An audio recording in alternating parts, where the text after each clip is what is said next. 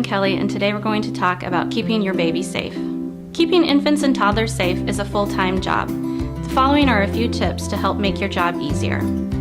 Be aware of any small items that your child can get their hand on. At this age, everything will go into their mouth to explore and could be a choking hazard. Dangerous items might include balloons, coins, dice, or marbles.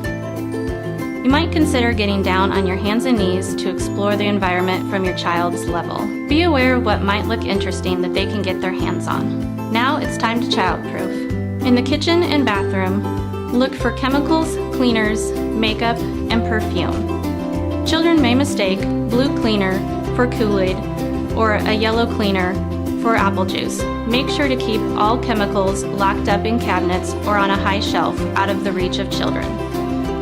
If you're concerned that your child has ingested something, call Nebraska's Poison Control. Another safety measure is to cover all your outlets. This will prevent your child from sticking their finger or something else into an electrical outlet.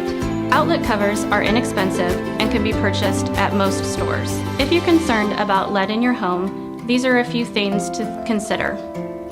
Was your home built before 1978? Is there peeling paint around your windows or your doors?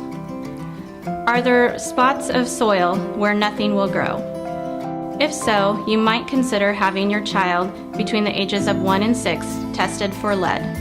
To prevent falls, always stand next to your child while you have them on the changing table. Keep one hand on them to prevent them from rolling off.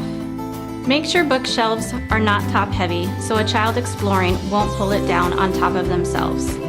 Also be aware of any sharp edges on coffee tables where a child could bump their head. And of course, it's very important to raise your child in a non-smoking environment.